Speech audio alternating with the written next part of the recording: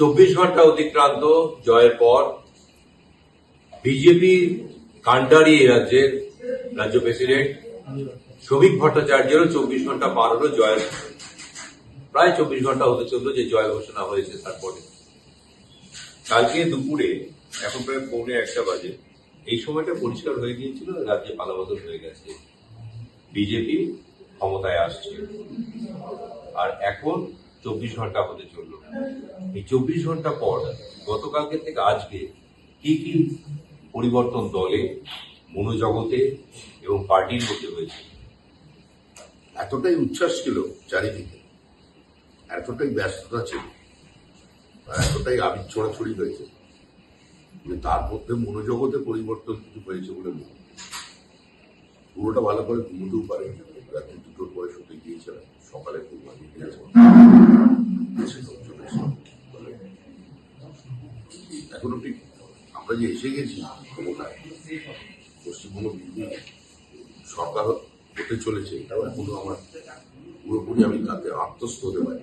হঠাৎ দেখলাম একটা পাইলট কার বাড়ির সামনে, একজন ব্যাপারটা বুঝতে পারলাম, আমি তোমাকে ডাকি। আর আমার তো এগুলো কোনো প্রয়োজন নেই, কোনো সিকিউরিটি নেই, হঠাৎ পাইলট কার কেন সামনে, আমি ঠিক এইটা একটা আমার ভাবতে আশ্চর্য লাগছে। একটা সময় মনে আছে, তখন না আমাকে স্কুটারের পিছনে নিয়ে তোমার হাউস আনন্দবাজার কাগজ পত্রিকা, সেখানে তখনদার লেখা মানে hand out statement Anandabazar office থেকে দিয়ে আসতাম, এক লাইনও বেরোতো। তো সেই জায়গা থেকে আজকে আমার বাড়ির সামনে হঠাৎ সকালবেলা পাইলট কার, একটু পরিবর্তন আনার মধ্যে ব্যাপার। একসময় আপনাকে ব্যাখ্যা দিতে হতো যে আমি কে, হোয়াট ইজ বিজেপি, হ্যাঁ, মানুষের কাছে ব্যাখ্যা দিতে হতো। আর আজকে আপনি হঠাৎ করে নিজেকে প্রশ্ন করছেন, তাই তো আমি কে পাচ্ছি পাইলট কার কেন? এটা সি চেঞ্জ হলো একটা রাজনীতিতে পশ্চিমবঙ্গের। হ্যাঁ, পশ্চিমবঙ্গের রাজনীতিটা হওয়ার ছিল। এবং শ্যামাপ্রসাদ মুখার্জির প্রাসঙ্গিকতা, শ্যামাপ্রসাদ মুখার্জির আত্মত্যাগ, শ্যামাপ্রসাদ মুখার্জির বলিদানটা তখনকার বাঙালি বুঝতে পেরেছে। কোন রাজনৈতিক দলের ডাকে নয়, জনসংঘের আহ্বানে নয়, স্বতঃস্ফূর্ত ভাবে মানুষ অরন্ধনে যোগ দিয়েছে। অন্তত 3 দিন অরন্ধন চলেছিল, এরকম বাড়ি গেছে। তো সেই দল সেখানে জায়গা পেল না। কিন্তু আজকের পরিবর্তিত পরিস্থিতিতে প্রাসঙ্গিক এবং দেশের নিরাপত্তার জন্য পশ্চিমবঙ্গের এই জয়টা প্রাসঙ্গিক ছিল, এই জয়টা প্রয়োজন ছিল। একটা বিষয় সকলেরই মনে হতো, সে রাজনৈতিক পর্যবেক্ষক, বিশ্লেষক, রাজনৈতিক নেতা যেই হোক না কেন, সকলেরই মনে হতো যে পশ্চিমবঙ্গের মাটিটা বিজেপির জন্য সত্যি কঠিন। তার কারণ এখানে একটা ন্যারেটিভ সেট করা হয়েছিল যে সংখ্যালঘুরা যেদিকে ভোট দেয় তাদের পক্ষে ক্ষমতায় আরোহণ করা মসৃণ হয়, বিজেপি সংখ্যালঘু ভোটটা পায় না, সুতরাং এবং সংখ্যালঘুদের থেকেও ক্লেম করা হতো যে আমরা যাদের ঠিক করবো তাদেরকে ক্ষমতায় বসতে পারি। বিজেপি সেই জায়গায় কঠিনতম কাজটা কিভাবে সফল করলো এটাকে? এটা কি শুধু বিজেপির রণকৌশল, না মানুষ স্থির করে নিয়েছিল যে না আমরা একটা কাউন্টার সলিডারিটি তৈরি করবো?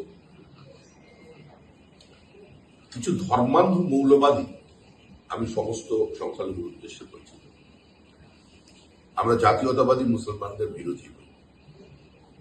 আমাদের কাজ পুরো পশ্চিমবঙ্গবাসীকে নিয়ে, তার মধ্যে হিন্দু আছে, মুসলমান আছে।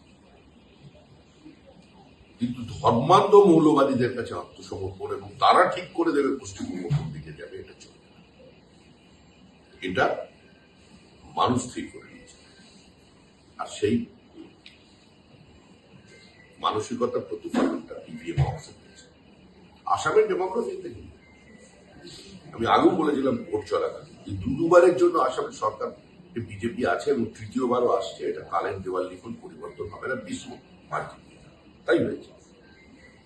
এবং এখানেও আমি বলেছিলাম, এবং এটা আমি বিশ্বাস থেকে বলেছি, 1 বছর আগেও বলেছি, তৃণমূল চলে যাচ্ছে, তৃণমূল চলে যাবে, তৃণমূল চলে যাবেই। এবং নির্বাচন চলাকালীনও আমি এটা বলেছি, এটা আমি বলে বলছি।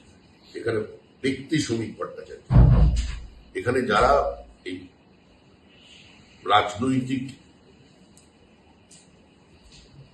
মতাদর্শের প্রতি আস্থা রাখেন বা যারা পশ্চিমবঙ্গের রাজনীতিটা কাছ থেকে দেখেছেন, একটু ছাত্র হিসেবে বোঝার চেষ্টা করেছেন।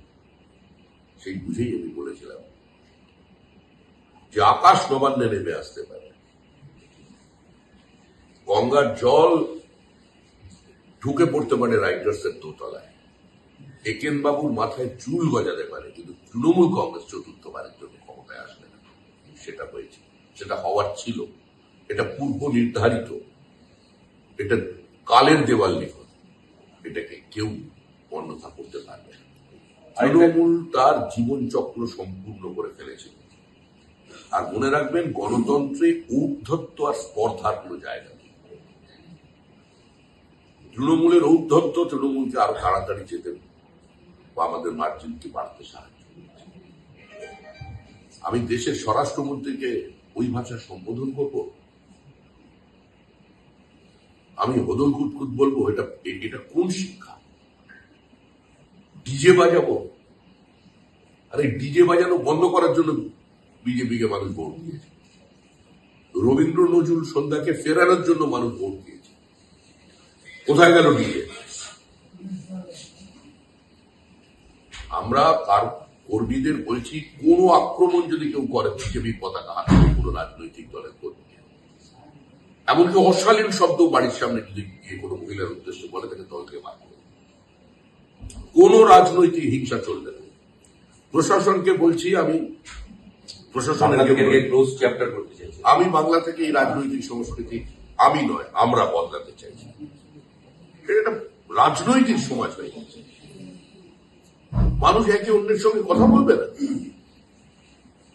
যারা তৃণমূল কংগ্রেস করেছে, শেষ পর্যন্ত লড়াই করেছে আমাদের হারানোর জন্য, তারা আমার শত্রু, তার বাড়ি ভাঙবো, তাহলে তো আমরাও তৃণমূল কংগ্রেস হয়ে গেলাম, যেটা কোনো রাজনৈতিক দলই ছিল না। এটা কোন ভাষা? ডেকে পাঠাবো আমি 12টার সময় রবীন্দ্রসঙ্গীতের সঙ্গে ডিজে? আরে রবীন্দ্রনাথ রবীন্দ্রসঙ্গীতের সুর দিয়ে গেছে, তার থেকে আবার বিচ্যুতি হলে অনেক বড় গায়ককে গান গাইতে দেওয়া হয়নি বছরের পর বছর। রবীন্দ্রসঙ্গীতের একটা নিজস্ব মাধুর্য আছে, ভাষা আছে, সুর আছে, অনুরণন আছে। আমি তাকে ডিজে বাজিয়ে দেবো রবীন্দ্রসঙ্গীতের সঙ্গে? কোথায়? আমরা তাহলে কারোর বাড়ির দরজায় গিয়ে জয় শ্রীরাম বলতে যাবো না, যাওয়াটা অপরাধ, এটাকে বন্ধ করতে হবে। প্রশাসনের দেখা উচিত, চিফ সেক্রেটারি এখন দেখছেন, ওনার দেখা উচিত যে কোনো জায়গায় যদি কোনো রাজনৈতিক হিংসা হয়, কোনো রং দেখবেন না, কঠোরতম পদক্ষেপ দিন, বন্ধ করুন। এগুলো অনেক হয়ে গেছে, 75 বছর অতিক্রান্ত, কিন্তু পশ্চিমবঙ্গের মানুষ বলছে যে এরকম ভোট আমরা কোথাও দেখিনি।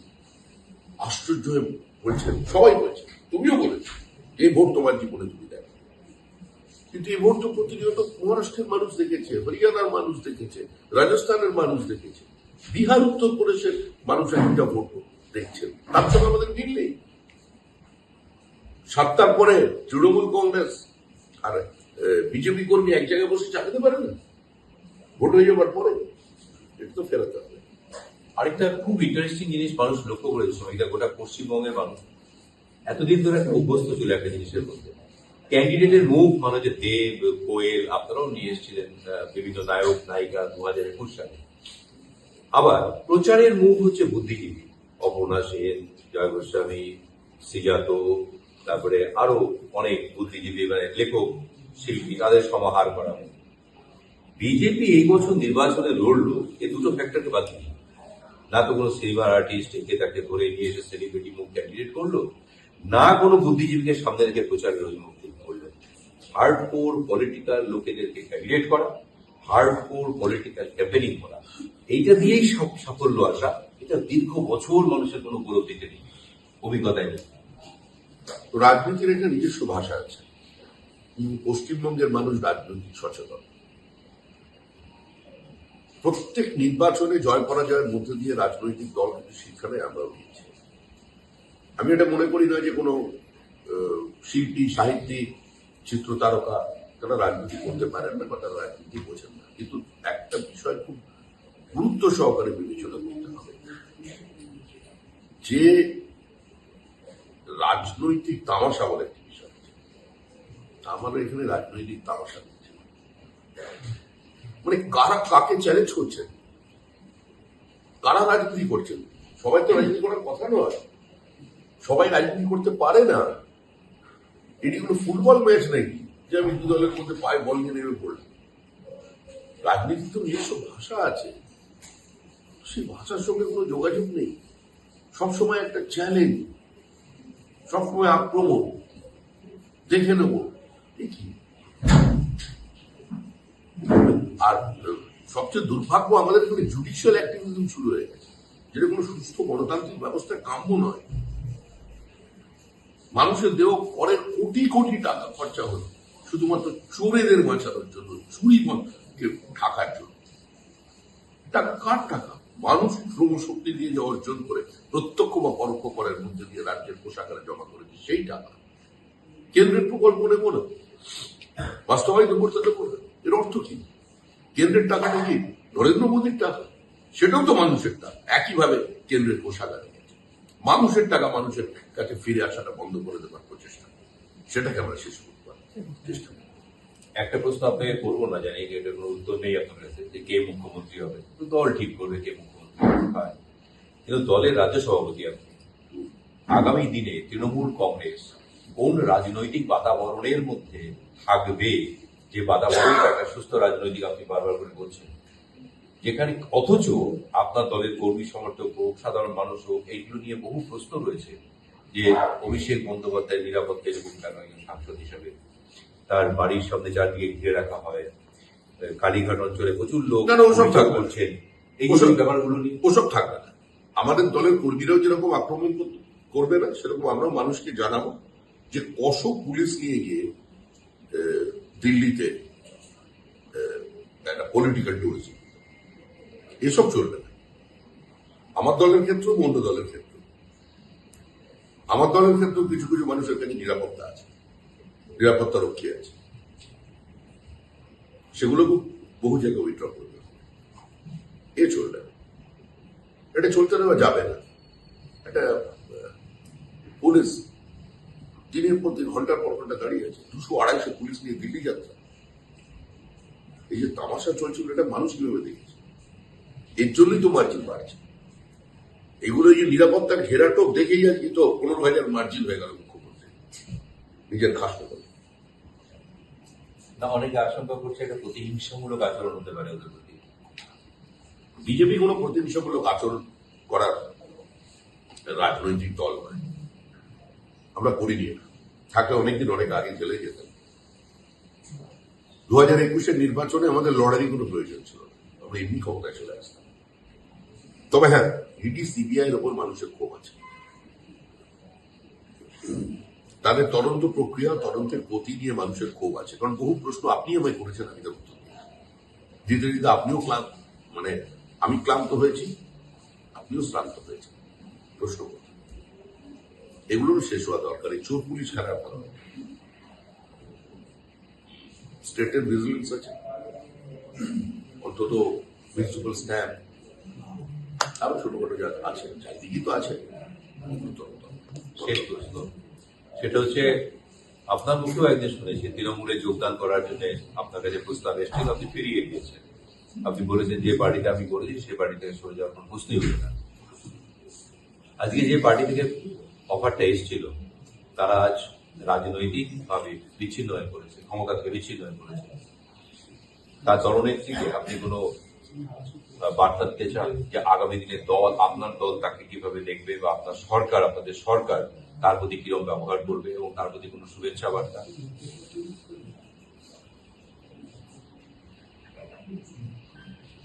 দেখুন, মুখ্যমন্ত্রী মমতা বন্দ্যোপাধ্যায় এখন যিনি প্রাক্তন, তার সঙ্গে আমাদের রাজনৈতিক বিরোধ আছে, কিন্তু ব্যক্তিগত স্তরে তাকে আক্রমণ করার কোনো ইচ্ছা বা রুচি কিছু নেই। তিনি তার মতো করে রাজনীতি করবেন, তার রাজনীতি করাতে অহেতুক বিজেপি কোনো অন্তরায় হয়ে দাঁড়াবে। কারণ তৃণমূল কংগ্রেস, আমি আবার বলছি, তাদের জীবনচক্র সম্পূর্ণ করে ফেলেছে। আমি রাজনৈতিক ধারাভাষ্যকার তো নই, আমি একজন নির্দিষ্ট রাজনৈতিক দলের তার অবস্থান বলছি যে বিরোধীরা বিরোধীদের জায়গায় থাকবে, রাজনৈতিক চাপানুতর থাকবে, কিন্তু প্রতিহিংসামূলক রাজনীতি যেটা তৃণমূল কংগ্রেস আমাদের সঙ্গে করেছে, বিরোধী দলনেতাকে 104 বার হাইকোর্টের দরজায় পৌঁছতে হয়েছে শুধু একটা সভা করার জন্য। বিরোধী দলনেতা গাড়ির উপর পেট্রোল ঢেলে তাকে জীবন্ত মেরে ফেলার চেষ্টা হয়েছে, উড়িয়ে দেওয়ার। এই রাজনীতি বিজেপি করবে। এই রাজনীতি যদি কোনো জায়গায় করার চেষ্টা করে তাহলে বিজেপি সেটাকে প্রতিহত করবে। এবং এই মুহূর্তে এটা খুব গুরুত্বপূর্ণ সময়, কারণ গতকালই আমার কাছে খবর আছে এই পাশের রাজারহাট গোপালপুর কেন্দ্রে বেশ কিছু তৃণমূল কংগ্রেসের অফিস ভাঙচুর হয়েছে, এবং যারা করেছেন তারা বিজেপির কেউ না, বিজেপির পতাকাটা ব্যবহার করেছে। আমি ওখানে খবর পাঠিয়েছি, যদি এরকম কেউ করে ইমিডিয়েটলি তাকে চিহ্নিত করো, খবর পাঠাও, পার্টি থেকে বার করো, আর প্রশাসনকে ব্যবস্থা নিতে। আবার আমি এটাও শুনেছি যে দুর্গাপুরের দিকে কিছু কারখানায় গিয়ে তাদের উপর চড়াও হয়ে গেছে কিছু লোক, বলে আর কি ওদের ট্যাক্স দিতে হবে। কোথাও কোনো ব্যবসায়ীকে, কোনো কারখানার মালিক যে প্রতিনিয়ত তাদের টাকা দেওয়া বন্ধ করতে হবে। অটো টোটো যে কালেকশন ছিল, বাজারের যে কালেকশন ছিল পার ডে বন্ধ করতে হবে। জুট মিল লেবারের থেকে যে পার ডে কালেকশন ছিল চলবে না, চলতে দেব না। আমি প্রত্যেককে বলছি অটো টোটো যারা চালক আছেন কোথাও কাউকে টাকা দেবেন না। ছোট ছোট বাজার আছে, আপনি বলতে পারেন বাজারগুলো বেআইনি, কর্পোরেশনকে জানিয়ে করা হয়নি, কিন্তু মানুষের প্রয়োজন হয়েছে, তাদের রুটি রুজি প্রশ্ন আছে, একটা মানুষ করে খাচ্ছে, বাজার বসবে, যারা এই বাজারগুলো চালাচ্ছে তারা পরিষ্কার করার দায়িত্ব তাদের, নোংরা করবেন না, সেটা দেখার দায়িত্ব বিজেপি কর্মীদের দিতে হবে।